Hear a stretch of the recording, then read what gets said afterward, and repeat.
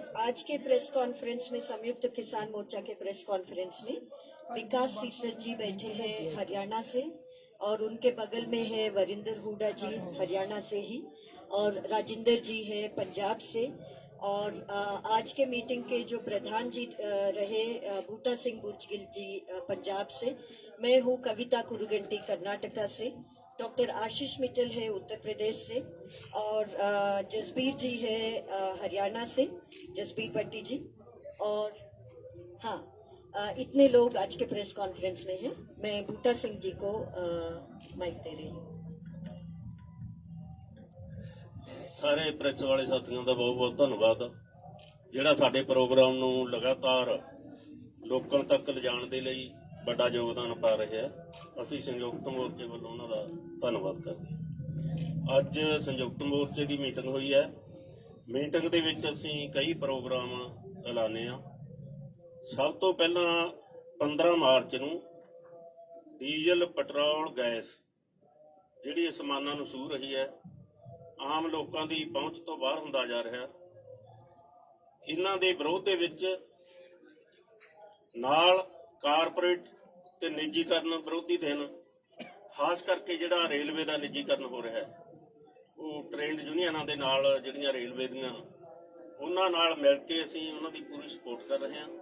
ਸਾਂਝਾ ਪ੍ਰੋਗਰਾਮ ਇਹ 15 ਤਰੀਕ ਨੂੰ ਅਸੀਂ ਕਰ ਰਹੇ ਹਾਂ। ਸਾਰੇ ਜਿਹੜੇ ਰੇਲਵੇ ਵਾਲੇ ਆ ਦੇ ਨਾਲ ਜਿਹੜੇ ਸਾਡੇ ਸੰਯੁਕਤ ਮੋਰਚੇ ਵਾਲੇ ਕਿਸਾਨ ਹੋਣਗੇ, ਉਹ ਰੇਲਵੇ ਸਟੇਸ਼ਨਾਂ ਤੇ ਜਾ ਕੇ ਉਹਨਾਂ ਨੂੰ ਬਣਾਇਆ ਹੋਇਆ ਵਿਰੋਧ ਕਰਨ ਦਾ, ਤੇ ਨਾਲ ਅਸੀਂ ਜਿਹੜੇ ਮੰਗ ਪੱਤਰ ਜਿੱਥੇ ਐਸਡੀਐਮ ਨੂੰ ਦਿੱਤਾ ਜਾਂਦਾ ਐਸਡੀਐਮ ਨੂੰ, ਤੇ ਜਿੱਥੇ ਡੀਸੀ ਨੂੰ ਦਿੱਤਾ ਜਾਂਦਾ ਡੀਸੀ ਨੂੰ, ਤੇ ਬਾਕੀ ਜੋ ਮੋਰਚੇ ਪੰਜਾਬ ਦੇ ਵਿੱਚ ਚੱਲ ਰਹੇ ਆ ਉਹਨਾਂ ਮੋਰਚਿਆਂ ਤੇ ਵੀ ਇਹ ਜਿਹੜਾ 15 ਮਾਰਚ ਹੈ ਡੀਜ਼ਲ ਗੈਸ ਪੈਟਰੋਲ ਤੇ ਨਿੱਜੀਕਰਨ ਦੇ ਵਿਰੁੱਧ ਇਹ ਦਿਨ ਅਸੀਂ ਮਨਾ ਰਹੇ ਹਾਂ। 17 ਮਾਰਚ ਨੂੰ ਸਾਂਝੀ ਇੱਕ ਮੀਟਿੰਗ ਅਸੀਂ ਸੱਦੀ ਹੈ, ਜਿਹਦੇ ਵਿੱਚ ਆਲ ਇੰਡੀਆ ਲੈਵਲ ਦੀਆਂ ਜਿਹੜੀਆਂ ਟ੍ਰੇਡ ਯੂਨੀਅਨ ਨਾਲ ਟਰੱਕ ਆਪਰੇਟਰ, ਬੱਸਾਂ ਵਾਲੇ,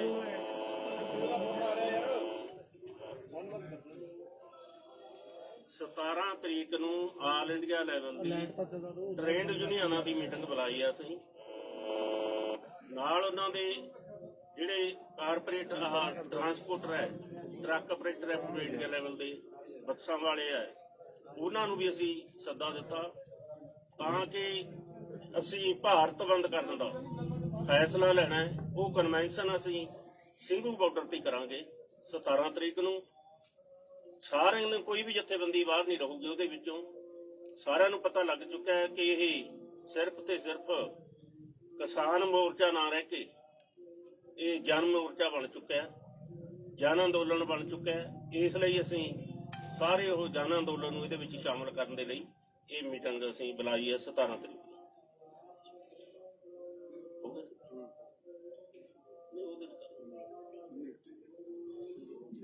ਚਲੋ, ਇਹਦੀ ਡੇਟ ਜਿਹੜਾ ਭਾਰਤ ਬੰਦ ਕਰਨਾ ਅਸੀਂ ਉਹਦੀ 26 ਤਰੀਕ ਅਸੀਂ ਤੈਅ ਕੀਤੀ ਹੈ।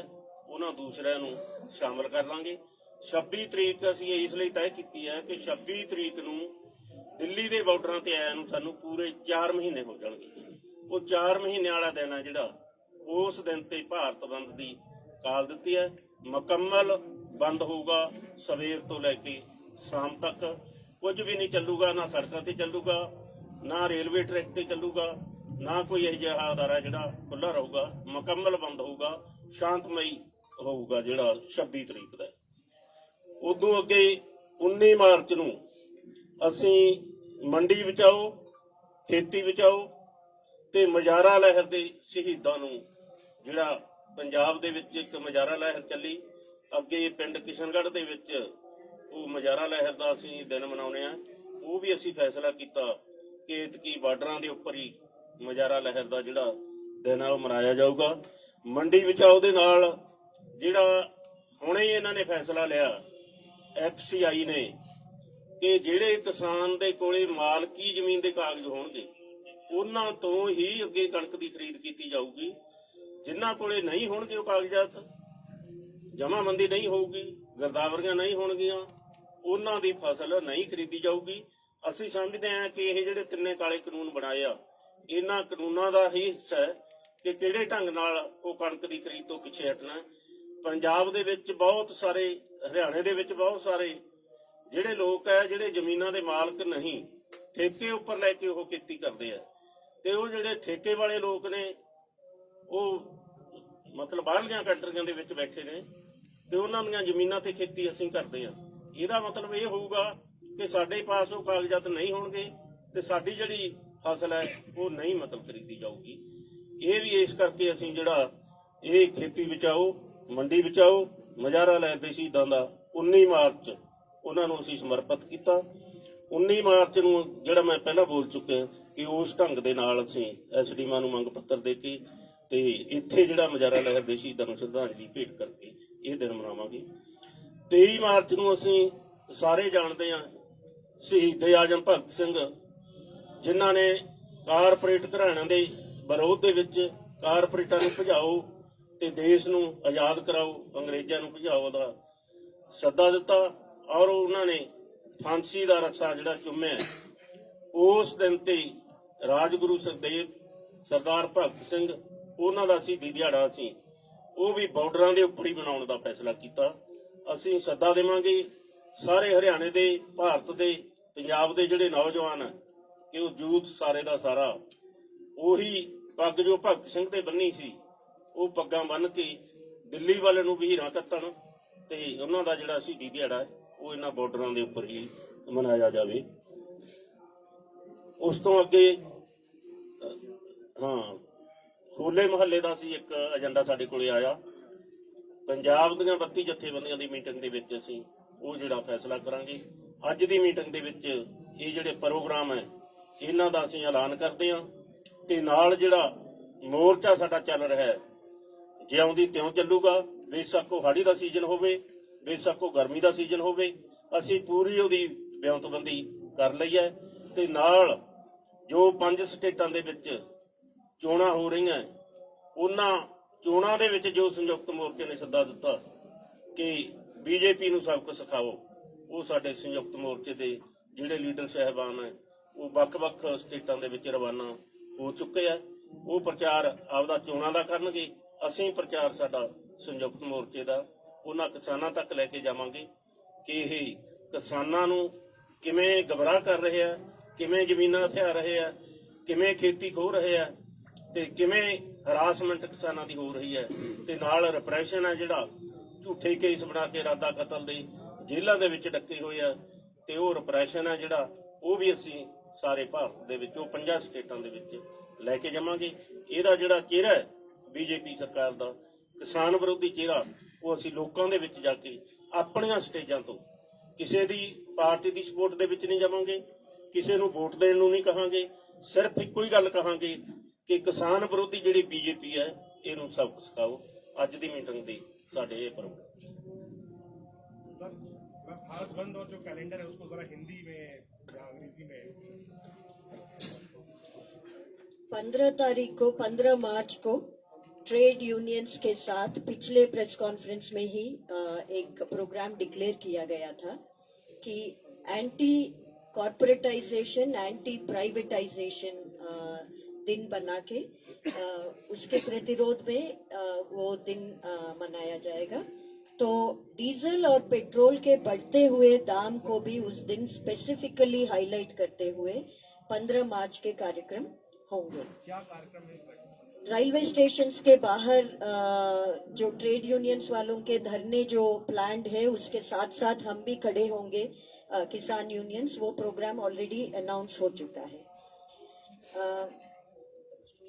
डेमोन्स्ट्रेशंस मेनली धरने होंगे। SDMDC को ज्ञापन दिया जाएगा और 19 तारीख को 2 अलग अलग इश्यूज बट इंटरकनेक्टेड इश्यूज उसको लेके 19 का दिन मार्क किया जाएगा। एक है खेती बचाओ मंडी बचाओ, जो खास करके FCI के ऊपर जो वीकनिंग वाला अटैक हो रहा है और पंजाब में और बाकी राज्यों में भी, हरियाणा में पिछले साल शुरू हुआ था पंजीकरण कराना। This is directly related to landless tenants को क्या खतरे हैं आगे जाके प्रोक्योरमेंट रेजिम में, वो हाईलाइट करते हुए मुजारा लहर का शहादत जो हुआ था उसी दिन, ये दोनों दे आर कनेक्टेड, वो हाईलाइट करते हुए 19 तारीख को मंडियों के पास भी धरने वो सब होंगे और ये देश भर में होगा। और उसके बाद 23 को जो शहीद दिवस है, उस शहीद दिवस में जैसे आपने पिछले दिनों में देखा केएमपी ब्लॉकेड के लिए रिस्पांस देखा, जब महिला दिवस का हमने ये कॉल दिया था कि महिलाएं आए ये मोर्चों के प्रोटेस्ट साइट्स पे, आपने देखा हजारों की संख्या में कैसे आए हैं। ऐसे ही शहीद दिवस पे हमारा कॉल है कि देश के युवा ये प्रोटेस्ट साइट्स पे पहुंचे, वो है 23 तारीख का। और 26 तारीख को ऑल ओवर इंडिया, वो हाँ शहीद दिवस तो ऑल ओवर इंडिया होगा, जैसे 19 का भी ऑल ओवर इंडिया है। 26 को है भारत बंद सुबह से शाम तक, और उस भारत बंद का प्रिपरेशन में हम 27 मार्च को एक इंटरनल मीटिंग भी करेंगे, कई सारे 17 मार्च को अलग अलग यूनियंस के साथ, ट्रांसपोर्टर्स एसोसिएशंस के साथ, अलग अलग लोगों के साथ, और 28 को होली के दिन ये 3 कानून को जलाया जाएगा। ये है कार्यक्रम। मैं वहां से माइक घुमाऊं प्रधान जी। साथियों, हमने बहुत विस्तार से मूल्यांकन किया कि आंदोलन की क्या स्थिति है। हम समझते हैं कि आंदोलन का किसानों का गुस्सा इन सवालों पर बढ़ रहा है। ये बात कही जाती है कि धरनों पे संख्या कम है, जो स्थिति काम की बढ़ रही है उसमें ऐसा दिख सकता है, लेकिन धीरे धीरे कई सारे कार्यक्रमों में, खासतौर से 23 तारीख को इन धरनों की संख्या बहुत तेजी से बढ़ेगी। मैं उत्तर प्रदेश से आपको बता दूं कि लगातार एक ट्रैक्टर यात्रा जो है तराई के इलाके में चल रही है। बहुत बड़ी बड़ी जनसभाएं और महापंचायतें उत्तर प्रदेश में हो रही हैं जो नहीं हो रही थी। लखनऊ के अंदर एक पक्का मोर्चा लगातार बैठा हुआ है, काकोरी के अंदर, पूर्वी उत्तर प्रदेश के अंदर बड़ी बड़ी महासभाएं हो रही हैं, इलाहाबाद में हुई, आज बलिया में हुई है। तो इस तरह से ये आंदोलन पूरे उत्तर प्रदेश के अंदर फैल रहा है, इस इलाके में जहां पर बहुत दमन था और आंदोलन के बढ़ने की स्थिति नहीं थी। ये बात प्रतिबद्धता के साथ हम कह सकते हैं कि किसानों का गुस्सा तीनों कानून को वापस कराने, बिजली बिल का सवाल तेजी से बढ़ा है पेट्रोल डीजल रसोई गैस के साथ, और टोल का जो वसूली ज्यादा तेजी से की जा रही है, दुगना रेट ले लिया जाता है और ऑटोमेटिकली फास्टैग से कट जाता है। ये एक सवाल हमारे प्रचार का बड़ा सवाल होगा और हम देश भर में टोल फ्री करने की तरफ बढ़ेंगे।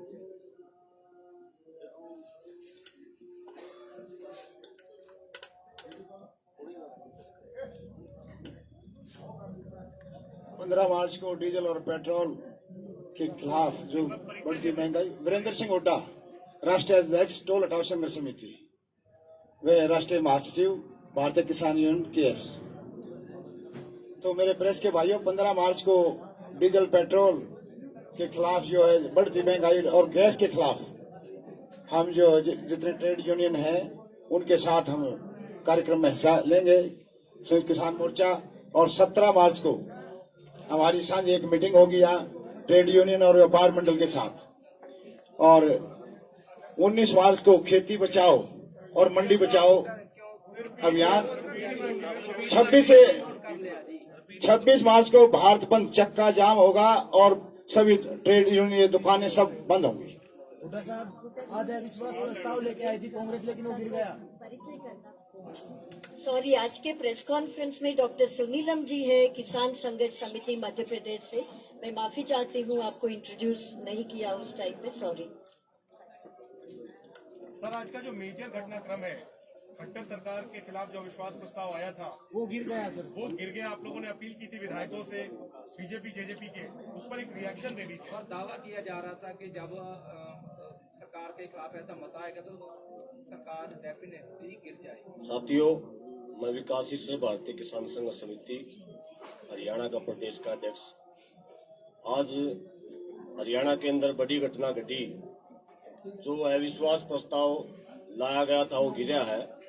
और कल हरियाणा के अंदर एक प्रोग्राम था कि हमने गांव-गांव जाकर किसान और मजदूर ने सभी एमएलए से एक वोट की मांग की थी कि किसान के पक्ष में आप वोट करें, लेकिन उन लोगों ने किसान के पक्ष में वोट नहीं करे, केवल मात्र 32 वोट किसान के पक्ष में आए हैं।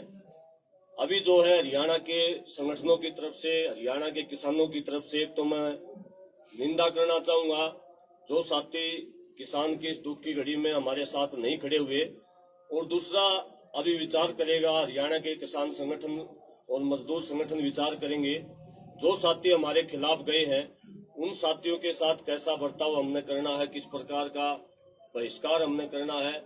लेकिन इतना जरूर कहना चाहूंगा कि उनके साथ हम कठोर व्यवहार करने वाले हैं, क्योंकि हमने बिल्कुल झोली फैला करके उनसे वोट मांगे थे। उसके बावजूद भी अगर हमारे साथ नहीं खड़े, और पहली बार किसान मजदूर ने उनसे वोट मांगे थे, लेकिन उनकी संवेदना लगता है मुझे किसान के प्रति, मजदूर के प्रति बिल्कुल नष्ट हो चुकी है। और ये कहना चाहूंगा कि किसान और मजदूर इस बात का ध्यान रखें, जो साथी हमारे खिलाफ में थे कम से कम गांव के अंदर वो लोग अभी न घुस पाए। इसके अलावा एक बड़ी घटना हरियाणा के अंदर घटी, गांव सिवाया के अंदर संयुक्त किसान मोर्चे का आह्वान के ऊपर वहां के एक जो जुलाना से जो एमएलए हैं मस्जिद टांडा, उनका विरोध करते हुए कुछ साथियों का लड़ाई झगड़ा वहां हुआ, और उसमें कुछ किसान साथियों को, लगभग 6 किसान साथी हैं ये सिवाहा गांव के, उनके ऊपर 307 की धारा लगा करके नाजायज तरीके से मुकदमे दर्ज कर दिए। मैं आपके माध्यम से कहना चाहूंगा, हम उन सभी किसान साथियों के साथ खड़े हैं जो भी संयुक्त किसान मोर्चे के आह्वान पर किसी भी प्रोग्राम के अंदर भाग लेता है। और हम मैं सरकार को, हरियाणा सरकार को कहना चाहूंगा कि सरकार इस किसान आंदोलन को दबाने की, कुचलने की कोशिश ना करे। जितना आप आंदोलन को दबाएंगे उतना ही मुखर ये आंदोलन होने वाला है, और आगे जो भी हरियाणा के अंदर होगा वो आप लोग देखेंगे। बहुत दुखी है आज किसान, 281 किसान हमारे मर चुके, उसके बावजूद भी ना तो एक शब्द बोल रहे हो, ना ही वो वोट भी नहीं गिर सकते। कुछ किसान, जो कुछ एमएलए ये कह रहे थे कि हम इस्तीफा भी दे देंगे, लेकिन ये इस्तीफे की बात नहीं थी, केवल वोट की बात थी। वो जो छुपे हुए मुखौटा डाले हुए एमएलए थे जो किसान और मजदूर को गुमराह कर रहे थे, इस अविश्वास प्रस्ताव के माध्यम से सारे किसान और मजदूर के सामने आगे उनका असली चेहरा। के बाद बीजेपी को कितना बल मिला है, क्योंकि किसान संगठन और विरोधी लगातार कह रहे थे कि सरकार गिर जाएगी, बीजेपी को पहला झटका हरियाणा से मिलेगा, तो अब बल तो मिलेगा ना कहीं बीजेपी की। देखिए, कोई बल नहीं मिल रहा, कोई बल नहीं मिल रहा हमें, कोई वैसे भी हमें कोई उम्मीद नहीं है बीजेपी के नेताओं से किसी, क्योंकि जो एक शब्द बोलने के लिए तैयार नहीं, वो वोट भी नहीं गिर सकता। लेकिन हमने नैतिकता दिखाई, उनसे हमारे बार बार वोट लिए, लाखों बार हमने वोट दिया उनको, लाखों वोट देके एमएलए बनाया, और वो वोट गिरने का अधिकार भी किसान और मजदूर ने दिया।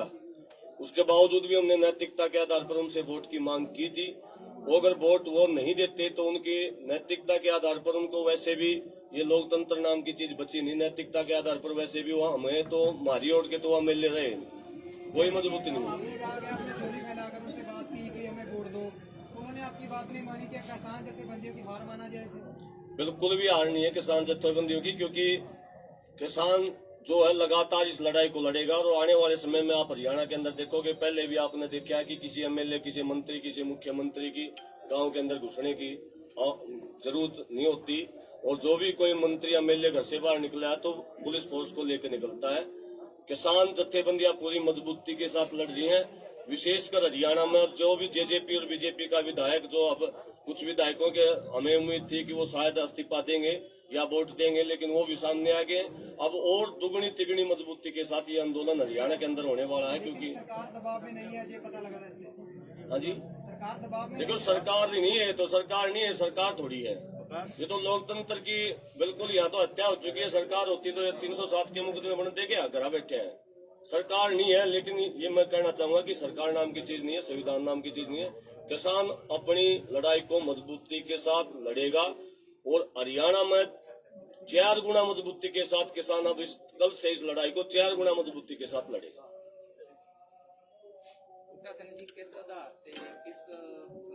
थोड़ा जरा जो इन्होंने सवाल करे ना, देखो इससे नाल ही जुड़िया सवाल है जी, इससे नाल जुड़िया जो किसान आगू लगातार काम कर रहे हैं, पिछले समय तो कि जी आप विश्वास मरक हो जाएगा ਸਰਕਾਰ ਟੈਕਸ ਲਿਟਰੀ ਗਿਰ ਜਾਏਗੀ, ਉਹਦੇ ਪਿੱਛੇ ਆਧਾਰ ਕੀ ਸੀ, ਉਹਦੇ ਪਿੱਛੇ ਜ਼ਮੀਨੀ ਹਕੀਕਤ ਸੀ ਕੀ ਸੀਗੀ ਕਿ ਜਿਹੜੀ ਅੱਜ ਜਾ ਕੇ ਮਿੱਟੀ ਵਿੱਚ ਰੁਲ ਗਈ? ਤੁਹਾਨੂੰ ਕੋਈ ਸੰਕੇਤ, ਤੁਹਾਡਾ ਕੋਈ ਵਿਸ਼ਵਾਸ ਤਾਂ ਹੋਵੇਗਾ ਜਿਹੜਾ ਇਹਨਾਂ ਕੌਨਫੀਡੈਂਸ ਤੁਸੀਂ ਕਹਿ ਰਹੇ ਸੀ ਵਰਨਾ ਸਰਕਾਰ ਡਿੱਗੇਗੀ ਕੋਈ ਨਹੀਂ ਸਾਡਾ, ਉਹ ਕਿਸ ਆਧਾਰ ਤੇ ਕਹਿ ਰਹੇ ਸੀ? ਹਵਾਈ ਗੱਲਾਂ ਸੀ, ਧਰਾਤਲ ਨਹੀਂ ਪਛਾਣੀ ਗਈ ਸੀ ਤੁਹਾਡੇ ਤੋਂ? ਦੇਖੋ ਸਾਡਾ ਕੰਮ ਹੁੰਦਾ ਅਸਲ ਦੇ ਵਿੱਚ ਆਪਣਾ ਪ੍ਰਚਾਰ ਲੈ ਕੇ ਜਾਣਾ। ਹੁਣ ਸਵਾਲ ਜੁੜ ਜੂਗਾ ਜਾ ਕੇ 5 ਸਟੇਟਾਂ ਦੇ ਨਾਲ, ਅਗਰ ਉੱਥੇ ਬੀਜੇਪੀ ਜਿੱਤ ਜਾਂਦੀ ਹੈ ਤਾਂ ਤੁਸੀਂ ਫੇਰ ਇਹ ਸਵਾਲ ਕਰਨਾ ਕਿ ਕਿਸਾਨ ਸੰਯੁਕਤ ਮੋਰਚੇ ਦੀ ਹਾਰ ਹੋਗੀ। ਸਵਾਲ ਹਾਰ ਦਾ ਨਹੀਂ ਹੈ, ਸਵਾਲ ਉਹਨਾਂ ਦੇ ਵਿਰੋਧ ਦੇ ਵਿੱਚ ਲੋਕਾਂ ਨੂੰ ਗੱਲ ਕਹਿਣ ਦਾ, ਆਪਣੇ ਮੋਰਚੇ ਦੇ ਨਾਲ ਜੋੜਨ ਦਾ। ਇਹੀ ਹਰਿਆਣੇ ਦੇ ਵਿੱਚ ਜਿਵੇਂ ਪੰਜਾਬ ਦੇ ਵਿੱਚ ਪਹਿਲਾਂ ਸ਼ੁਰੂ ਹੋਇਆ ਸੀ, ਜੇ ਹਰਿਆਣੇ ਦੇ ਵਿੱਚ ਐਡਵਾਂਸ ਸ਼ੁਰੂ ਹੋਇਆ ਹੁੰਦਾ ਤਾਂ ਗਿਰ ਜਾਂਦੀ। ਵੱਡੀਆਂ ਰੈਲੀਆਂ ਜਿਹੜੀਆਂ ਆਰਗੇਨਾਈਜ਼ ਕੀਤੀਆਂ ਗਈਆਂ ਵੀ ਉਹਦੀ ਲੱਗਦਾ ਆਊਟਪੁੱਟ ਨਿਕਲੂਗੀ ਹੁਣ, ਜਾਂ ਕੀ ਕਿਹਾ ਜਾ ਸਕਦਾ? ਵੱਡੀਆਂ ਰੈਲੀਆਂ ਹਰਿਆਣੇ ਦੇ ਵਿੱਚ ਬਹੁਤ ਸਾਰੀਆਂ ਮਹਾਂਪੰਚਾਇਤਾਂ ਹਰਿਆਣੇ 'ਚ ਵੀ ਹੋਈਆਂ, ਲੇਕਿਨ ਤੁਸੀਂ ਕਹਿੰਦੇ ਹੋ ਕਿ ਲੋਕਾਂ ਨੂੰ ਜੋੜਨ ਦੀ ਗੱਲ ਕੀਤੀ ਜਾਵੇ, ਇਹਦਾ ਮਤਲਬ ਹਰਿਆਣਾ ਦਾ ਅਜੇ ਬਹੁਤ ਸਾਰਾ ਹਿੱਸਾ ਇਹੋ ਜਿਹਾ ਹੋਏਗਾ ਜਿਹੜਾ ਨਹੀਂ ਜੁੜਿਆ ਧਰਨੇ ਦੇ ਨਾਲ ਜਾਂ ਅੰਦੋਲਨ ਨਾਲ।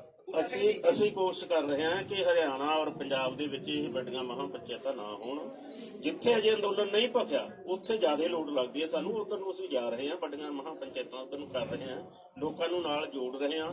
ਤੁਸੀਂ ਇਹਨੂੰ ਐ ਨਾ ਦੇਖੋ ਕਿ ਮੋਰਚਾ ਹਫ਼ਤੇ ਨੂੰ ਖਤਮ ਹੋਣ ਵਾਲਾ। ਅਸੀਂ ਇਸ ਨਾਲ ਨਹੀਂ ਬੈਠੇ, ਅਸੀਂ ਜਦ ਤੱਕ ਪੂਰੇ ਭਾਰਤ ਦੇ ਵਿੱਚ ਫੈਲਦਾ ਨਹੀਂ ਤੇ ਮੋਦੀ ਸਰਕਾਰ ਝੁਕ ਨਹੀਂ ਜਾਂਦੀ ਉਦੋਂ ਤੱਕ ਬੈਠੇ ਆ, ਕੋਈ ਕਾਹਲ ਨਹੀਂ ਐਸਾ। ਹੁਣ ਪਿਛਲੀ ਬੀਜੇਪੀ ਸਾਰੇ ਦਾਵਾ ਕੀਤਾ ਹੈ ਇਸਦਾ ਕਿ ਪੂਰੇ ਦੇਸ਼ ਭਰ ਵਿੱਚ ਅੰਦੋਲਨ ਭਖ ਚੁੱਕਿਆ, ਲੋਕ ਜਾਗਰੂਕ ਹੋ ਚੁੱਕੇ ਹੋ, ਤੁਸੀਂ ਕਹਿ ਰਹੇ ਹੋ ਕਿ ਹਜੇ ਭਖਿਆ ਨਹੀਂਗਾ। ਔਰ ਦੂਸਰਾ ਸਵਾਲ ਇਹ ਆ, ਬੀਜੇਪੀ ਲਗਾਤਾਰ ਕਹਿੰਦੀ ਆ ਕਿ ਕੁਝ ਪੋਲੀਟੀਕਲ ਪਾਰਟੀਆਂ ਨੂੰ ਫਾਇਦਾ ਦੇਣ ਦੇ ਲਈ ਸੰਯੁਕਤ ਕਿਸਾਨ ਮੋਰਚੇ ਦੇ ਲੀਡਰ ਜਿਹੜੇ ਕਿ 5 ਸੂਬਿਆਂ ਦੇ ਵਿੱਚ ਜਾ ਰਹੇ ਨੇ।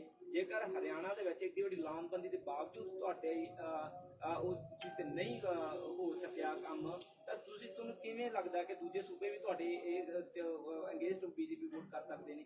ਇੱਥੇ ਤੁਸੀਂ ਕਹਿੰਦੇ ਹਰਿਆਣਾ ਨਹੀਂ ਜਾਗਿਆ ਸੀ, ਇੱਕ ਪਾਸੇ ਕਹਿੰਦਾ ਹਰਿਆਣਾ ਪੂਰੀ ਤਰ੍ਹਾਂ ਉੱਠ ਕੇ ਨਾਲ ਆ ਗਿਆ, ਬਲਕਿ ਹਰਿਆਣਾ ਦਾ 25 ਨਵੰਬਰ ਤੋਂ ਹੀ ਸ਼ਹਿਰੀਗੇਟ ਹਟਾਉਣ ਦੇ ਵਿੱਚ ਜਾਗਿਆ ਹੋਇਆ।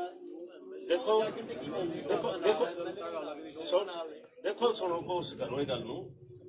ਜਿਹੜੀ ਸਰਕਾਰ ਬਣਦੀ ਹੈ ਅਸੀਂ ਠੋਕ ਵਜਾ ਕੇ ਕਹਿੰਦੇ ਹੁੰਦੇ ਕਿ ਕਿਸਾਨਾਂ ਦੇ ਪੱਖ ਦੇ ਵਿੱਚ ਨਹੀਂ ਬਣਦੀ, ਇਹ ਲਟੇਰਿਆਂ ਦੇ ਪੱਖ ਦੇ ਵਿੱਚ ਬਣਦੀਆਂ। ਸਰਕਾਰ ਕਿਸੇ ਦੀ ਵੀ ਬਣ ਜੇ, ਤੁਸੀਂ ਐਂ ਕਿਉਂ ਦੇਖਦੇ ਹੋ ਕਿ ਅੱਜ ਮਤਲਬ ਜਿਹੜੇ ਚੁਣ ਕੇ ਭੇਜੇ ਸੀ ਤੇ ਅੱਜ ਉਹ ਕਿਸਾਨਾਂ ਦੇ ਬਣ ਜਾਣਗੇ? ਬਿਲਕੁਲ ਨਹੀਂ ਬਣਨਗੇ।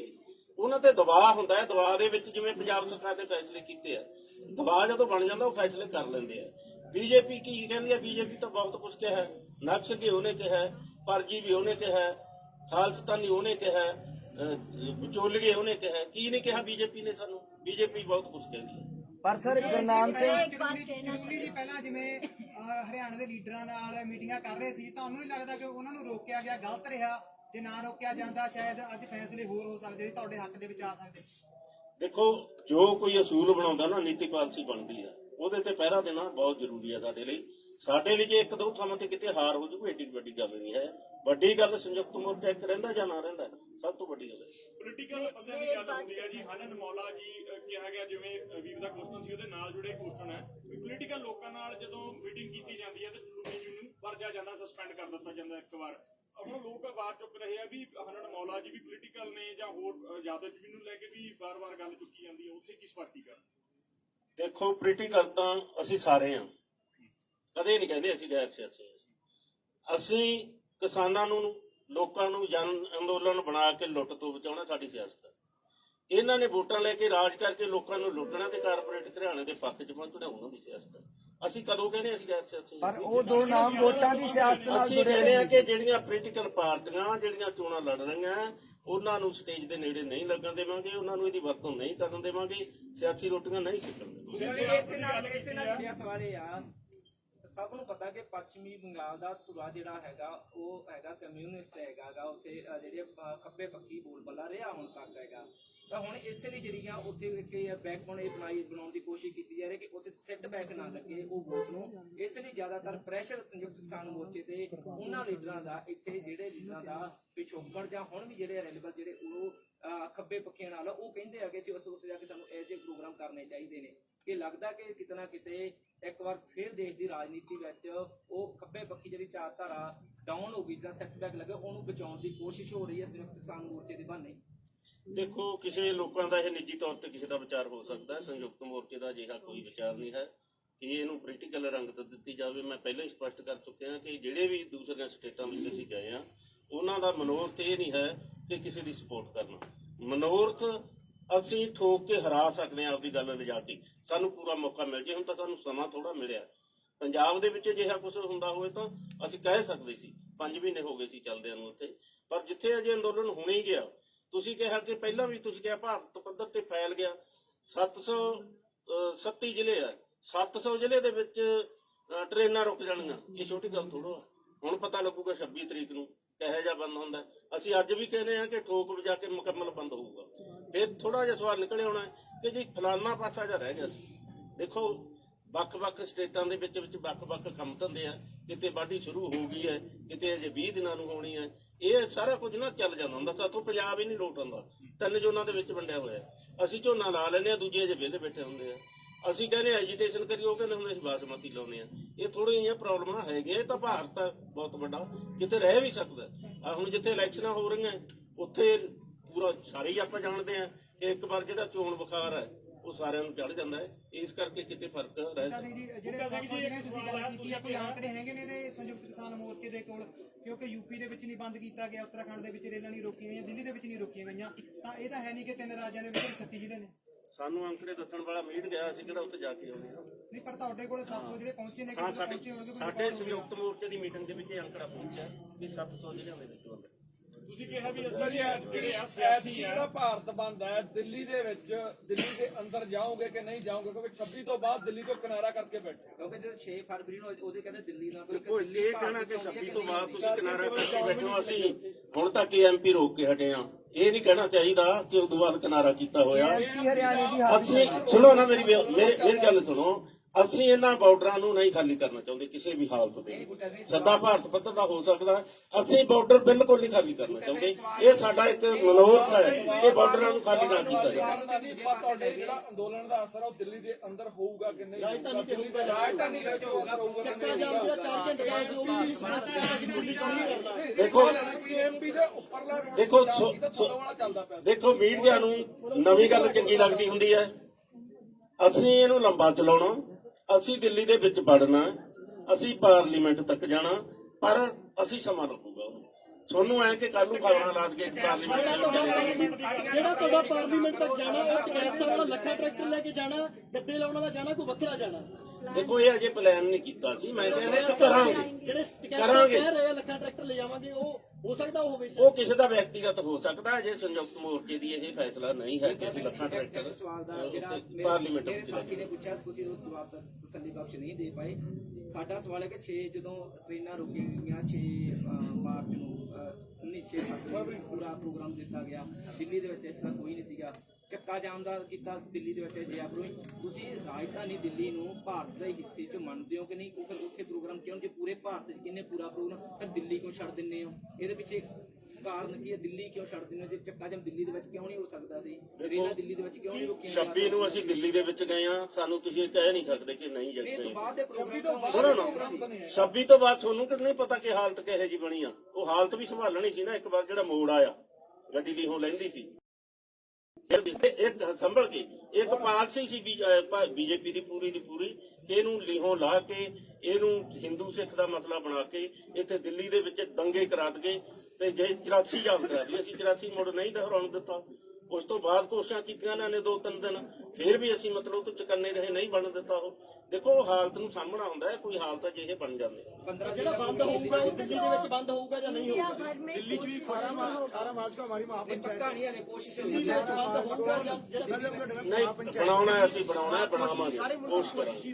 ਤਾਂ ਇੱਕ ਮੇਰਾ ਹੋਰ ਸਵਾਲ ਆ ਜੀ, ਜਿੱਦਾਂ ਤੁਸੀਂ ਕਿਹਾ ਵੀ ਸਰਕਾਰ ਸਟੇਜ ਤੋਂ ਵੀ ਸਾਰਾ ਦਿਨ ਹੀ ਕਹਿੰਦੇ ਵੀ ਸਰਕਾਰ ਡਰੀ ਹੋਈ ਆ, ਕੰਬ ਗਈ ਆ, ਥੋੜਾ ਨੇੜੇ ਆ। हम लोग प्रोग्राम्स के ऊपर बात करते हैं। ਅਸੀਂ ਪ੍ਰੋਗਰਾਮ ਦੀ ਗੱਲ ਅਸੀਂ ਕੋਈ ਘਰ ਦੀ ਗੱਲ ਨਹੀਂ कुछ एडिशनल जानकारी ਅਸੀਂ ਨਹੀਂ ਅਸੀਂ ਪ੍ਰੋਗਰਾਮ ਦੀ ਗੱਲ ਕਰ ਰਹੇ। ਮੇਰਾ ਸਵਾਲ ਇਹ ਹੈ, ANI ਨੇ ਸੋਰਸ ਹੈਗਾ, 2 ਮੁੰਡੇ ਜਿਹੜੇ ਆ ਸਿੱਖ ਨੌਜਵਾਨ ਬੀਤੀ ਰਾਤ ਹੀ ਚੁੱਕੇ ਆ ਲਾਲ ਕਿਲ੍ਹੇ ਵਾਲੀ ਘਟਨਾ 'ਚ, ਤਾਂ ਕੀ ਪ੍ਰਭਾਵ ਆ? ਪਿਛਲੀਆਂ ਦੀਆਂ ਜੇ ਜ਼ਮਾਨਤਾਂ ਹੋਈਆਂ ਨਹੀਂ, ਪੁਲਿਸ ਨਵੇਂ ਬੰਦੇ ਚੱਕ ਰਹੀ ਆ, ਤਾਂ ਸਰਕਾਰ ਕਿੰਨੀ ਕੁ ਡਰੀ ਹੋਈ ਕਹਿੰਦੇ ਕਿ ਸਰਕਾਰ ਡਰ ਚੁੱਕੀ ਆ। ਅਸੀਂ ਇਹ ਕਹਿੰਦੇ ਜਦੋਂ ਸਰਕਾਰ ਡਰੀ ਹੋਈ ਤਾਂ ਉਦੋਂ ਇਹ ਕਾਨੂੰਨ ਰੱਦ ਕਰੂਗੀ। ਸਾਡਾ ਸਵਾਲ ਨਹੀਂ ਸਰਕਾਰ ਡਰੀ ਹੋਈ ਹੈ, ਅਸੀਂ ਤਾਂ ਕਹਿੰਦੇ ਅੜੀ ਹੋਈ ਹੈ। ਨਵੇਂ ਫਰਜ਼ਾਂ ਦੇ ਖਿਲਾਫ ਕਿਸੇ ਰਾਜੇ ਦਾ, ਕਿਸੇ ਪ੍ਰਧਾਨ ਮੰਤਰੀ ਦਾ ਅਜਿਹਾ ਵਤੀਰਾ ਨਹੀਂ ਹੋਣਾ ਚਾਹੀਦਾ ਜੇ ਅਪਣਾ ਰਹੀ ਹੈ ਬੀਜੇਪੀ। ਮੇਰਾ ਸਵਾਲ ਇਹ ਹੈ ਜੀ ਫੋਟੋ ਜਿਹੜੀ ਪ੍ਰਕਿਰਿਆ ਉਹਨਾਂ ਨੇ ਸ਼ੁਰੂ ਕਰਤੀ ਹੈ ਤੇ ਤੁਸੀਂ ਚੁੱਕੇ ਨੇ। ਦੇਖੋ ਪੁਲਿਸ ਦਾ ਕੰਮ ਕੀ ਹੈ, ਪੁਲਿਸ ਦਾ ਕੰਮ ਤਾਂ ਜਿਹੜੇ ਘਰੋਂ ਖੇਤ ਤੇ ਘਰੋਂ ਖੇਤੋਂ ਘਰ ਸਾਰੇ ਅਮਰ ਜਾਂਦੇ ਰਹੇ ਉਹਨਾਂ ਨੂੰ ਨੋਟਿਸ ਗਏ ਹੋਏ ਆ। ਜਿਹੜੇ ਦਿੱਲੀ ਦਾ ਨਾਮ ਵੀ ਨਹੀਂ ਜਾਣਦੇ, ਬਾਰਡਰ ਕੀ ਹੈ, ਟਿਕਰੀ ਬਾਰਡਰ ਕੀ ਹੈ, ਉਹਨਾਂ ਨੂੰ ਵੀ ਨੋਟਿਸ ਗਏ ਹੋਏ ਆ ਕਿ ਤੁਸੀਂ ਲਾਲ ਕਿਲੇ ਦੇ ਗਏ ਹੋ। ਇਹ ਹੁਣ ਪੁਲਿਸ ਦਾ ਕੰਮ ਹੈ, ਪੁਲਿਸ ਨੇ ਝੂਠ ਦੇ ਝੂਠੇ ਚੱਕ ਕੇ ਦਹਿਸ਼ਤ ਪਾਉਣੀ ਹੁੰਦੀ ਹੈ। अनएक्सपेक्टेड नहीं है, FIRs में एंड थाउजेंड्स था तो और लोगों को, मगर सिर्फ 7 लोग बचे हैं, उनका भी बेल एप्लीकेशन मूव किया। पर मैडम उन्होंने और उठाने शुरू कर दिए हैं, रात को उठाए हैं। हमको एक्सपेक्टेड है वो तो expected है। ਪੁਲਿਸ ਨੇ ਤਾਂ ਕੰਮ ਹੁੰਦਾ, ਪੁਲਿਸ ਨੇ ਚੱਕਣੀ ਹੈ। ਪੁਲਿਸ ਸਾਡੇ ਸਾਰਿਆਂ ਦੇ ਪਰਚੇ ਹੈ, ਜਿਹੜਾ ਦਾਇਰ ਹੈ ਚੱਕਣਗੇ। ਹਾਂ ਤਾਂ ਜਿਹੜੇ ਪਹਿਲਾਂ ਜੇਲ੍ਹ 'ਚ ਗਏ ਸੀ 115 ਜਣਾਂ ਦੀਆਂ ਜ਼ਮਾਨਤਾਂ ਹੋ ਚੁੱਕੀਆਂ ਨੇ। ਪੁਲਿਸ ਨੇ ਹਜ਼ਾਰਾਂ ਅਣਪਛਾਤਿਆਂ ਦੇ ਜਿਹੜੇ ਪਰਚੇ ਦਰਜ ਕੀਤੇ ਨੇ। ਪੁਲਿਸ ਦਾ ਕੰਮ ਹੀ ਇਹ ਹੈ। ਪੁਲਿਸ ਦਾ ਅਜੇ ਤੱਕ ਲਾਪਤਾ ਦਾ ਪਤਾ ਨਹੀਂ ਲੱਗਿਆ, ਉਹਨਾਂ ਦੇ ਕੀ, ਉਹਨਾਂ ਦੇ ਵਾਲੀ ਵਾਰਸਾਂ ਨੂੰ ਕੀ ਜਵਾਬ ਹੈ? ਉਹਨਾਂ ਦੇ ਪਰਿਵਾਰਾਂ ਨੂੰ ਅਸੀਂ ਮਿਲ ਕੇ, ਠੀਕ ਹੈ, ਜਿਹੜੀ ਅਸੀਂ ਲੀਗਲ ਕਮੇਟੀ ਵੱਲੋਂ ਹੈਗਾ ਕਿ 12 ਨਹੀਂ 4 ਸਾਡੇ ਕੋਲ ਸਿਰਫ ਜਿਹੜੇ 4 ਨਾਮ ਨੇ। परसों पंगू साहब ने 12 नाम बोले। नहीं 10 है, 6 पंजाब से, 4 हरियाणा से, 10 है। तो मगर जो अरेस्टेड वालों को रिलीज करने का काम में सिर्फ 7 है, उन 7 का बेल एप्लीकेशन भी मूव किया गया है। ਬੁਲਾਇਆ ਉਹਨਾਂ ਪਰਿਵਾਰਾਂ ਨੂੰ ਬੁਲਾਇਆ। ਤਾਂ ਉਹਨਾਂ ਆਪਣੇ ਪਰਿਵਾਰਾਂ ਨਾਲ ਮਿਲ ਕੇ ਉਹ 'ਚ ਹੈਵੀਐਸ ਕਾਰਪਸ ਦੀ ਰਿਟ ਹੋ ਸਕਦੀ ਜਾਂ ਹੋਰ ਜਿਹੜਾ ਕੋਈ ਲੀਗਲ ਵੀ ਹੋ ਸਕਦਾ ਕੱਟਾ। ਦੇਖੋ ਤੁਸੀਂ ਪੁਲਿਸ ਦੀ ਕਾਰਵਾਈ ਨੂੰ ਜਿਵੇਂ ਠੀਕ ਹੁੰਦਾ ਨਾ ਐ ਮੰਨ ਲੈਂਦੇ ਹੋ। ਤੁਸੀਂ ਤਾਂ ਜਾਣਦੇ ਹੋ ਤਿੰਨੇ ਤੁਸੀਂ ਕਿਹਾ ਪੁਲਿਸ ਕਰਦੀ ਇੱਕ ਮਿੰਟ ਸੁਣੋ ਨਾ, ਮੇਰੇ ਤੇ 3 FIR ਦਰਜ ਕੀਤੇ 26 ਤਰੀਕ ਨੂੰ। ਗਾਜੀਪੁਰ ਵੀ ਇਹ ਸੀਗਾ, ਉੱਥੇ ਪੁਲਿਸ ਤੇ ਹਮਲਾ ਕੀਤਾ। ਸਿੰਘੂ ਬਾਰਡਰ ਤੇ ਸੀ, ਉੱਥੇ ਪੁਲਿਸ ਨੇ ਹਮਲਾ ਕੀਤਾ। ਟਿਕਰੀ ਬਾਰਡਰ ਸੀ। ਮੇਰੇ ਕੋਲ ਕਿਹੜਾ ਹੈਲੀਕਾਪਟਰ ਦਿੱਤਾ ਹੀ ਮੋਦੀ ਨੇ ਮੈਨੂੰ ਜਾਂ ਪੁਲਿਸ ਨੇ ਕਿ ਹੈਲੀਕਾਪਟਰ ਚੜਿਆ ਜਾ ਕੇ ਉੱਥੇ ਹਮਲਾ ਕਰਤਾ। ਇਹ ਤਾਂ ਬਾਤ ਦੇ ਬਤੰਗੜ ਝੂਠ ਦੇ ਪਲੰਦੇ ਪੁਲਿਸ ਨੇ ਬਣਾਉਣੇ। मैं इसमें जोड़ना चाहता हूं कि हम लोग जो भाजपा हराओ और कॉरपोरेट को सबक सिखाओ, क्योंकि जो पूरा संघर्ष है वो कॉरपोरेट के साथ है। एक तरफ मोदी सरकार के साथ है जिसने कानून लाया, दूसरी तरफ कॉरपोरेट के साथ है जिसके इशारे पर ये कानून लेके आया। तो उसको लेकर के पश्चिम बंगाल के अंदर भी 6 सभाएं हैं, उसके अंदर साथी जा रहे हैं संयुक्त किसान मोर्चे के, और फिर आसाम के अंदर भी जा रहे हैं। ये एक बात कहना चाहता हूं। दूसरी बात ये कहना चाहता हूं कि पूरे देश में तमाम लोगों ने मिट्टी सत्याग्रह का एक योजना बनाई है, और वो मिट्टी लेकर के अपने अपने गांव की यहाँ पर आकर के जो किसान यहाँ पर शहीद हुए हैं उनका शहीद स्मारक बनाने का उन्होंने संकल्प लिया है। वो मिट्टी लेकर के आ रहे हैं। गांधी जी ने जो 12 मार्च से 6 अप्रैल तक का जो किया था दांडी मार्च, उनसे प्रेरणा लेकर के 100 साल पहले जो असहयोग आंदोलन हुआ था उससे प्रेरणा लेकर के लोग चले हैं। उसकी केवल आपको मैं सूचना देने का काम कर रहा हूं। मध्य प्रदेश के अंदर संयुक्त संघर्ष मोर्चे ने ये तय किया है कि वो ये सभी कार्यक्रम करेगा। 52 जिलों के अंदर संयुक्त मोर्चा सक्रिय है और वहां पर ज्ञापन देने का काम भी किया जाएगा। मैं आपसे एक बात और जोड़ना चाहता हूं, आप नोट करिए कि 11 करोड़ टन सरकार ने कहा कि अनाज का उत्पादन है गेहूं का, और उसमें से केवल 4.5 करोड़ टन ही वो समर्थन मूल्य पे खरीदेंगे, जिसका मतलब ये है कि बाकी वो नहीं खरीदेंगे और वो पूरी लूट होगी। हम उस लूट का विरोध करते हैं। और ये जो आपको बताया गया कि हम मंडी बचाओ खेती बचाओ को लेके ज्ञापन देंगे, तो उसके अंदर मुख्य बात यह है, जैसे मध्य प्रदेश के अंदर अब तक जो पंजीयन हो गए, पंजीयन का काम बंद हो गया, लेकिन केवल 40% किसानों का पंजीयन हुआ है जिन्होंने गेहूं का उत्पादन किया। बाकी का पंजीयन इसलिए नहीं किया कि सर्वर डाउन था और उनका जो नक्शा खसरा था उसके साथ में जुड़ाव नहीं हो पाया। ये राजस्व विभाग की जिम्मेदारी है कि वो पंजीयन करे पूरे देश के किसानों की, और सबका समर्थन मूल्य के ऊपर खरीद हो। ये बात कहना चाहता। ਕਾਫੀ ਜਮਾ ਹੋ ਗਿਆ, ਅਸੀਂ ਵੀ ਜਾਣਾ ਟਿੱਕਰੀ ਬਾਰਡਰ ਤੇ। ਸਾਰਿਆਂ ਦਾ ਬਹੁਤ ਬਹੁਤ ਧੰਨਵਾਦ ਕਰਦੇ ਹਾਂ ਤੇ ਪ੍ਰੈਸ ਕਾਨਫਰੰਸ ਸਮਾਪਤ। ਕਾਫੀ ਸਵਾਲ ਹੈ ਜੀ। ਦੇਖੀ ਵਾਲਾ ਜੀ, ਇੱਕ ਕਾਲਾ ਬਰਾੜ ਨਾਂ ਦੇ ਵਿਅਕਤੀ ਤੇ ਹਮਲਾ ਹੋਇਆ ਜੀ ਤੁਹਾਡੇ ਪਿੰਡ 'ਚ, ਤੁਹਾਡੇ ਤੇ ਐਲੀਗੇਸ਼ਨ ਲਾ ਰਿਹਾ ਜੀ, ਕੀ ਉਹਦੇ ਬਾਰੇ ਸਪਸ਼ਟ ਕਰ। ਉਹ ਬੰਦਾ ਮਾਨਸਿਕ ਤੌਰ ਤੇ ਥੋੜਾ ਪਰੇਸ਼ਾਨ ਆ। ਪਿੰਡ ਜਿਹੜਾ ਕਿਸੇ ਨਾਲ ਝਗੜਾ ਹੋਇਆ ਉਹਦੇ 'ਚ ਉਹ ਹੋਰ ਬੰਦੇ ਦਾ ਨਾਮ ਲੈ ਰਿਹਾ, ਹਸਪੀਟਲ 'ਚ ਹੋਰ ਦਾ ਨਾਮ ਲੈ ਰਿਹਾ, FIR ਕਿਸੇ ਹੋਰ ਤੇ ਕਰਵਾ ਰਿਹਾ। ਇਹ ਤਿੰਨੋਂ ਚੀਜ਼ਾਂ ਤੁਸੀਂ ਵੈਰੀਫਾਈ ਕਰ ਲਓ। ਲੋਕ ਕਹਿ ਰਹੇ ਤੁਹਾਡਾ ਪੁਰਾਣਾ ਸਾਥੀ ਉਹ ਚੈਨਲ ਤੇ ਮੈਂ ਮਾਨਹਾਨੀ ਦਾ ਕੇਸ ਕਰੂੰਗਾ, ਉਹਨੂੰ ਖਿੱਚੂਗਾ। ਬਿਲਕੁਲ ਕੁਫਰ ਤੋਲਿਆ ਉਸ ਚੈਨਲ ਨੇ। ਉਹ 'ਚ ਕੋਈ ਸੱਚਾਈ ਨਹੀਂ ਹੈ। 3 ਤਰ੍ਹਾਂ ਦੇ ਬਿਆਨ ਦਿੰਦਾ, ਉਹ ਤਿੰਨੋਂ ਚੀਜ਼ਾਂ ਔਨ ਰਿਕਾਰਡ ਨੇ। ਜਦੋਂ ਅਦਾਲਤ 'ਚ ਉਹਨੂੰ ਘੜੀਸੂਗਾ ਤੁਸੀਂ ਦੇਖ ਲਿਓ। ਪਰ ਕੀ ਉਹ ਬੰਦਾ ਸੱਚਮੁੱਚ ਤੁਹਾਡੇ ਲਿੰਕ ਵਾਲਾ ਪੁਰਾਣਾ ਸੰਬੰਧਿਤ ਹੈ ਤੁਹਾਡੇ ਨਾਲ? ਨਹੀਂ ਜੀ ਨਹੀਂ, ਤੁਹਾਨੂੰ ਉਹ ਜਾਣਦਾ ਜੀ, ਤੁਹਾਡੀ ਜਥੇਬੰਦੀ ਦਾ ਜੀ? ਨਹੀਂ ਜੀ ਨਹੀਂ, ਉਹ ਪਿਛਲੇ 5 ਸਾਲਾਂ ਤੋਂ ਆਮ ਆਦਮੀ ਪਾਰਟੀ ਨਾਲ ਰਿਹਾ। 2015 ਦੇ ਵਿੱਚ ਕੋਈ ਘਟਨਾ ਵਾਪਰੀ ਸੀ ਬਰਜਿੰਦਰਾ ਕਾਲਜ ਦੇ ਵਿੱਚ, ਇਹ 'ਚ ਕੋਈ 20 ਲੱਖ ਜਾਂ 25 ਲੱਖ ਦੇ ਵਿੱਚ ਕੋਈ ਰਾਜੀਨਾਮਾ ਕਰਾਉਣ ਦੀ ਗੱਲਬਾਤ ਹੋਈ ਹੋਵੇ? ਕੋਈ 3.5 ਲੱਖ ਰੁਪਏ ਤੁਹਾਡੇ ਕੋਲੇ ਗਿਆ? ਕਾਫੀ ਕੁਝ ਤੁਹਾਡੇ ਬਾਰੇ ਦੱਸ ਦਿੰਦੇ। ਨਹੀਂ ਜੀ ਨਹੀਂ, ਇਦਾਂ ਦੀ ਕੋਈ ਗੱਲ ਨਹੀਂ ਹੋਈ। ਬਰਜਿੰਦਰਾ ਕਾਲਜ ਲੜਾਈ ਹੋਈ, ਉਹਨੇ ਉਹਨਾਂ ਲੋਕਾਂ ਨਾਲ ਰਾਜੀਨਾਮਾ ਕਰ ਲਿਆ ਤੇ ਪੈਸੇ ਲੈ ਲਏ ਉਹਨਾਂ ਦੇ। ਉਹ ਕਹਿੰਦੇ ਦੀਪ ਸਿੰਘ ਬਾਰੇ ਵਿਅਕਤੀਗਤ ਐਲੀਗੇਸ਼ਨ ਇਸ ਕਾਨਫਰੰਸ ਦੇ ਵਿੱਚ ਨਾ ਲਾਈਏ ਆਪਾਂ, ਇਹ ਵੱਖਰਾ ਮਾਮਲਾ ਹੈ। ਬੂਟਾ ਸਿੰਘ ਜੀ, ਲੰਗਰਾਂ ਦੇ ਵਿੱਚ ਜਿਹੜੀ ਰਸਦ ਆ ਉਹ ਲੋਕੀ ਜਾਂ ਤਾਂ ਕਾਰ ਸੇਵਾ ਨਾਲ ਚੱਲ ਰਹੀ ਆ ਜਾਂ ਫਿਰ ਲੋਕੀ ਜਿਹੜੇ ਪਿੰਡਾਂ 'ਚੋਂ ਫੰਡ ਇਕੱਠਾ ਦਾ ਉਹਦੇ ਨਾਲ ਚੱਲ ਰਹੀ ਆ। ਬਹੁਤ ਸਾਰੇ ਲੰਗਰ ਵਾਲੇ ਇਹ ਕਹਿੰਦੇ ਨੇ ਕਿ ਸਾਡੇ ਕੋਲੇ ਕੋਈ ਸੰਯੁਕਤ ਮੋਰਚੇ ਵੱਲੋਂ ਜਿਹੜੀ ਮਦਦ ਆ ਉਹ ਨਹੀਂ ਆ ਰਹੀ। ਦੇਖੋ, ਪਹਿਲੀ ਗੱਲ ਤਾਂ ਅਸੀਂ ਇਹ ਕੋਈ ਫੈਸਲਾ ਨਹੀਂ ਕੀਤਾ ਕਿ ਜਿਹੜੀ ਲੰਗਰ ਦੀ ਸੇਵਾ ਹੈ ਸੰਯੁਕਤ ਮੋਰਚਾ ਚਲਾਊਗਾ। ਸਾਰਿਆਂ ਨੂੰ ਰਾਸ਼ਨ ਇਕੱਠਾ ਕਰਨ ਨੂੰ ਕਿਹਾ, 6-6 ਮਹੀਨਿਆਂ ਦਾ ਰਾਸ਼ਨ ਇਕੱਠਾ ਕਰਨ ਲਈ ਕਿਹਾ। ਟਰਾਲੀਆਂ ਭਰੀਆਂ ਪਈਆਂ, ਕਿਸੇ ਕੋਲੇ ਤੋੜਾ ਨਹੀਂ। ਜੇ ਕੋਲੇ ਤੋੜਾ ਹੋਇਆ ਅਸੀਂ ਆਪਣੇ ਲੰਗਰਾਂ ਦੇ ਵਿੱਚੋਂ ਦੇਵਾਂਗੇ, ਕੋਈ ਤੋੜਾ ਨਹੀਂ ਹੈ। ਜੇ ਇੱਕਾ ਦੁੱਕਾ ਕੋਈ ਘਟਨਾ ਹੋ ਸਕਦੀ। ਉਹਨਾਂ ਨੇ ਉੱਤੇ ਕਿਹਾ ਸੀ ਕਿ ਜਿਹੜੀ ਟਰਾਲੀ ਦੇ ਵਿੱਚ ਆਉਣ ਵਾਲੇ ਦਿਨਾਂ ਜਿਹੜੀ ਦਿੱਕਤਾਂ ਹੋਣਗੀਆਂ ਉਹ ਅਸੀਂ ਪੂਰੀਆਂ ਕਰਾਂਗੇ। ਦੇਖੋ, ਪਿੰਡ ਇਕਾਈਆਂ ਸਾਡੀਆਂ, ਬਲਾਕ ਇਕਾਈਆਂ, ਡਿਸਟ੍ਰਿਕਟ ਇਕਾਈਆਂ ਤੇ ਪੰਜਾਬ ਦੀਆਂ ਬੋਡੀਆਂ, ਮਤਲਬ ਸਟੇਟ ਬੋਡੀਆਂ, ਜਿਹੜੀਆਂ ਪਿੰਡ ਇਕਾਈਆਂ ਉਹਨਾਂ ਦੀ ਡਿਊਟੀ ਇਹ ਹੈ ਕਿ ਰਾਸ਼ਨ ਇਕੱਠਾ ਕਰਨਾ, ਜਦੋਂ ਮੁੱਕ ਗਿਆ ਦੁਬਾਰਾ ਇਕੱਠਾ ਕਰਨਾ। ਅਜਿਹੀ ਕੋਈ ਨਹੀਂ ਹੈ ਜਿਹੜਾ ਤੁਸੀਂ ਆ ਕਹਿ ਰਹੇ ਹੋ ਕਿ ਸੰਯੁਕਤ ਮੋਰਚਾ ਉਹਨਾਂ ਨੂੰ ਦੇ। KMP ਜਾਮ ਇੱਕ ਆਖਰੀ ਸਵਾਲ, KMP ਜਾਮ ਕੀਤਾ ਕਿਸਾਨਾਂ ਨੇ ਫਸਲ ਵੀ ਆਪਣੀ ਸਾਂਭਣੀ ਹੈਗੀ, ਕੋਈ ਰਣਨੀਤੀ ਬਣਾਈ ਹੈ ਵੀ ਇੱਥੇ ਵੀ ਘੱਟ ਨਾ ਘਟੇ ਤੇ ਕਿਸਾਨ ਪਿੱਛੇ ਆਪਣੀ ਫਸਲ ਵੀ ਸਾਂਭਣ? ਦੇਖੋ, ਮੈਂ ਪਹਿਲਾਂ ਬਤਾ ਚੁੱਕਿਆ ਇਹ ਗੱਲ ਕਿ ਹਾੜੀ ਦਾ ਸੀਜ਼ਨ ਆਉਂਦਾ, ਸਾਨੂੰ ਪਤਾ, ਅਸੀਂ ਸਾਰੇ ਜ਼ਿਮੀਂਦਾਰਾਂ ਸਾਰਿਆਂ ਦੀ ਕਣਕ ਬੀਜੀ ਹੋਈ ਹੈ।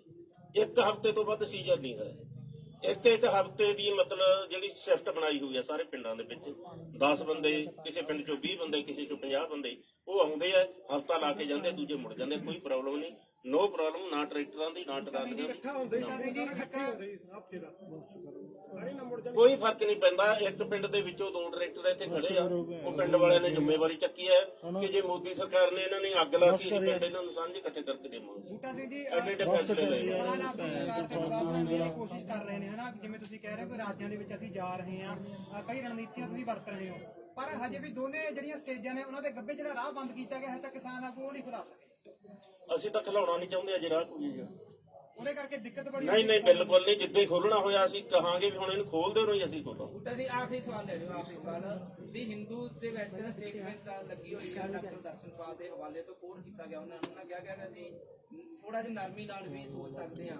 ਸੰਭਾਵਨਾ ਕੀ ਦੇਖਦੇ ਹੋ ਕਿ ਕਦੋਂ ਮੀਟਿੰਗ ਹੋ ਸਕਦੀ ਆ ਨਰਮ ਰੂਪ ਨਾਲ? ਐਮਐਸਪੀ ਨੂੰ ਲੈ ਕੇ ਵੀ ਉੱਥੇ ਕਿਹਾ ਗਿਆ ਇਹ ਵਿਚਾਰ ਹੋ ਸਕਦਾ ਜੀ। ਕਈ ਸੀ ਦੇਖੋ, ਜਿਵੇਂ ਸੰਯੁਕਤ ਮੋਰਚੇ ਦਾ, ਸੁਣੋ ਮੇਰੀ ਗੱਲ, ਸੰਯੁਕਤ ਮੋਰਚੇ ਦਾ ਦ੍ਰਿੜ ਫੈਸਲਾ ਹੈ 3 ਕਾਨੂੰਨ ਰੱਦ ਕਰਾਉਣੇ, ਐਮਐਸਪੀ ਵਾਲਾ ਕਾਨੂੰਨ ਨਵਾਂ ਬਣਾਉਣਾ। ਇਦੋਂ ਪਿੱਛੇ ਹਟਣਾ ਸੰਯੁਕਤ ਮੋਰਚੇ ਦਾ ਕੋਈ ਮਾਮਲਾ ਨਹੀਂ ਹੈ। ਇਹ ਜਿਵੇਂ ਕਿਤੇ, ਜਿਵੇਂ ਤੁਸੀਂ ਸੁਣ ਲਿਆ, ਉਹ ਅਸੀਂ ਵੀ ਸੁਣ ਲਿਆ। ਅਗਲੀ ਅਸੀਂ ਮੀਟਿੰਗ ਦੇ ਵਿੱਚ ਸਪਸ਼ਟੀਕਰਨ ਲਵਾਂਗੇ ਕਿ ਕਿਹਨੇ ਕਿਹਾ ਉਹ ਜਾਂ ਕਿਉਂ ਕਿਹਾ। ਬੂਟਾ ਸਿੰਘ ਜੀ, KMP ਜਾਮ ਕੀਤਾ ਗਿਆ, 26 ਨੂੰ ਭਾਰਤ ਬੰਦ ਦਾ ਵੀ ਸੱਦਾ।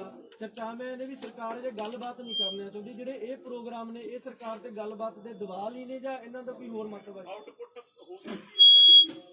ਦੇਖੋ, ਇਹਨੂੰ ਭਾਰਤ ਸਰਕਾਰ ਨੂੰ ਲੱਗਦਾ, ਜਿਹੜੀ ਗੱਲ ਸਵਾਲ ਤੁਸੀਂ ਕਰਦੇ ਹੋ ਨਾ ਕਿ ਮੂਹਰੇ ਹਾੜੀ ਦਾ ਸੀਜ਼ਨ ਹੈ, ਉਸ ਤੋਂ ਬਾਅਦ ਗਰਮੀ ਦਾ ਸੀਜ਼ਨ ਹੈ, ਤੇ ਹੌਲੀ ਹੌਲੀ ਇਹ ਪਿੱਛੇ ਹਟਦੇ ਜਾਣਗੇ ਤੇ ਮੋਰਚਾ ਖਾਲੀ ਹੁੰਦਾ ਜਾਊਗਾ।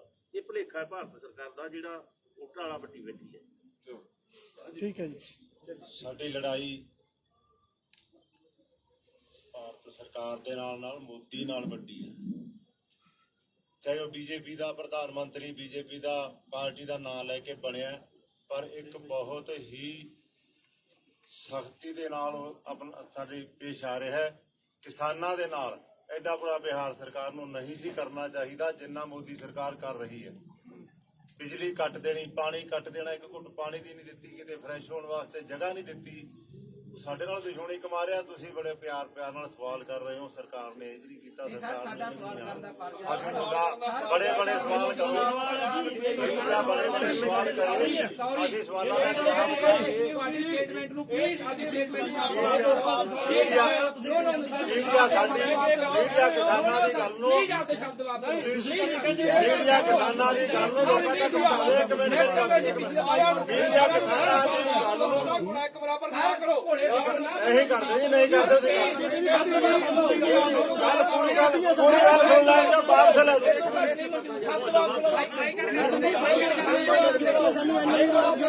ਵਾਪਸ ਬਿਲਕੁਲ ਵਾਪਸ ਸੁਣੋ ਮੈਂ ਤੁਸੀਂ ਮੇਰੀ ਗੱਲ ਤਾਂ ਸੁਣ ਲਓ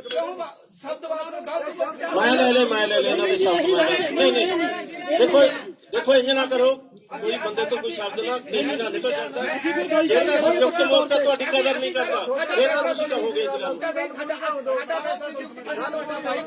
ਅਸੀਂ ਕਹਿੰਦੇ ਪ੍ਰੈਸ ਤੋਂ ਬਿਨਾਂ ਸਾਡਾ ਅੰਦੋਲਨ ਚੱਲ ਹੀ ਨਹੀਂ ਸਕਦਾ ਇਨਵਾਈਟ ਕੀਤਾ ਗਿਆ ਮੀਡੀਆ ਮੈਂ ਮੋਟੀ ਗੋਦੀ ਮੀਡੀਆ ਦੇ ਖਿਲਾਫ ਹੀ ਨਹੀਂ ਬੋਲਦਾ ਕਿਉਂ ਮੀਡੀਆ ਦੇ ਖਿਲਾਫ ਬੋਲੀਏ ਨਹੀਂ ਸਾਡੇ ਵੀ ਪਰਚੀਆਂ ਸਾਡੀਆਂ ਗੱਡੀਆਂ ਥਾਣਾ 'ਚ ਖਲੋਤੀਆਂ ਸਾਨੂੰ ਇਹਨਾਂ ਕੋਈ ਗੱਲ ਨਹੀਂ ਉਹ ਤੁਸੀਂ ਤਾਂ ਬਹੁਤ ਤਜਰਬੇਕਾਰ ਹੋ ਤੁਸੀਂ ਤਾਂ ਆਪਾਂ ਸਮਾਪਤੀ ਕਰਕੇ ਵਧੀਆ ਹੈ ਧੰਨਵਾਦ